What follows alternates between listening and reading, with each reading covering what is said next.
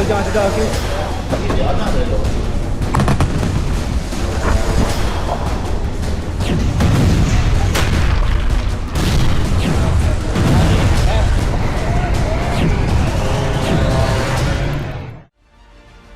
दशकों से कश्मीर समेत पूरे देश में आतंकी हमले और साजिशें रचने वाले पाकिस्तान के पूरे टेरर मॉड्यूल की भारत ने कमर तोड़ कर रख दी है।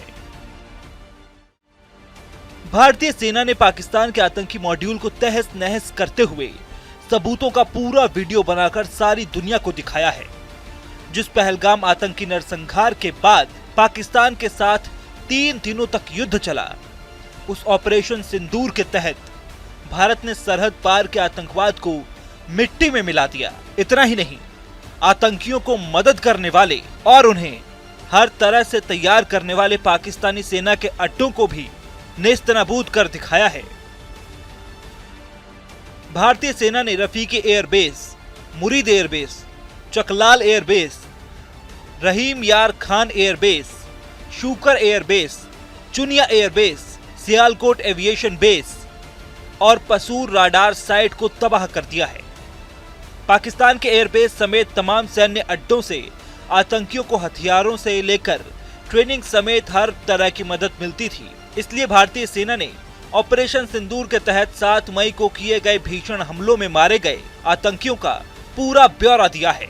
इस ऑपरेशन के तहत 7 मई को ही पाकिस्तान और उसके आतंकी मॉड्यूल को भारतीय सेना ने पूरी तरह बर्बाद कर दिया था। मुदस्सर खादियान उर्फ अबू जुंदाल, हाफिज मोहम्मद जमील, मोहम्मद यूसुफ अजहर उर्फ उस्ताद, खालिद उर्फ अबू अकाशा और मोहम्मद हसन खान जैसे 5 खूंखार आतंकियों की कब्र उनके अड्डों में ही बना दी थी।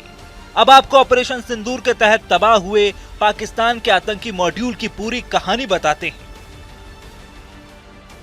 मुदस्सर खादियन उर्फ अबू जुंदाल लश्कर तैयबा का आतंकी था। मुरीदके में मरकज तैयबा का प्रभारी था। पाक सेना ने उसके जनाजे को गार्ड ऑफ ऑनर दिया। पाकिस्तानी सेना प्रमुख और पंजाब की मुख्यमंत्री मरियम भी अबू जुंदाल के जनाजे में शामिल हुई थी।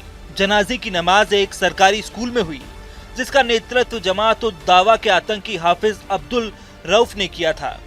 इसके अलावा भारतीय सेना ने ऑपरेशन सिंदूर के तहत मौलाना मसूद अजहर के बहनोई को भी ढेर कर दिया। जैश ए मोहम्मद के आतंकी हाफिज मोहम्मद जमील को मार गिराया। मोहम्मद जमील मौलाना मसूद अजहर का बहनोई था। जमील बहावलपुर के मरकज सुभान अल्लाह का प्रभारी था। जमील युवाओं को कट्टरपंथी बनाने और जैश के लिए धन जुटाने में सक्रिय रूप से शामिल था। 1999 में हुए कंधार अपहरण कांड के मुख्य साजिशकर्ता मोहम्मद यूसुफ को भी भारतीय सेना ने ऑपरेशन सिंदूर में जहन्नुम पहुंचा दिया। मोहम्मद यूसुफ अजहर उर्फ उस्ताद जैश का आतंकी था। यूसुफ मौलाना मसूद अजहर का साला था। यूसुफ जम्मू कश्मीर में कई आतंकी हमलों में शामिल था। यूसुफ IC 814 कंधार अपहरण मामले में मुख्य साजिशकर्ता था। आज सुबह, जैसा कि आपको ज्ञात होगा, भारत ने इस तरह के सीमा पार हमलों का जवाब देने और उन्हें रोकने तथा उनका प्रतिरोध करने के अपने अधिकार का प्रयोग किया है। ये कार्यवाही नपीतुली, नॉन एस्केलेटरी, आनुपातिक और जिम्मेदारीपूर्ण है। यह आतंकवाद की इंफ्रास्ट्रक्चर को समाप्त करने और भारत में भेजे जाने वाले संभावित आतंकवादियों को अक्षम बनाने पर केंद्रित है। 7 मई को हुए ऑपरेशन सिंदूर के तहत पाकिस्तान और POK में बने 9 आतंकी ठिकानों को भारत ने बेहद सटीक अंदाज में तबाह किया था। उन हमलों में लश्कर का एक और आतंकी खालिद भी मिट्टी में मिल गया। ऑपरेशन सिंदूर के तहत लश्कर तैयबा के आतंकी खालिद उर्फ अब्बू अकाशा को भी भारतीय सेना ने मौत की नींद सुला दिया। खालिद जम्मू और कश्मीर में कई आतंकवादी हमलों में शामिल था। वो अफगानिस्तान से हथियारों की तस्करी भी करता था। सबसे पहले सवाई नाला कैंप मुजफ्फराबाद, जो कि पीओजेके के लाइन ऑफ कंट्रोल से 30 किलोमीटर दूर है, यह एक लश्कर ए तौयबा का ट्रेनिंग सेंटर था। सैयदना बिलाल कैंप मुजफ्फराबाद, यह एक जैश ए मोहम्मद का स्टेजिंग एरिया है। गुलपुर कैंप कोटली,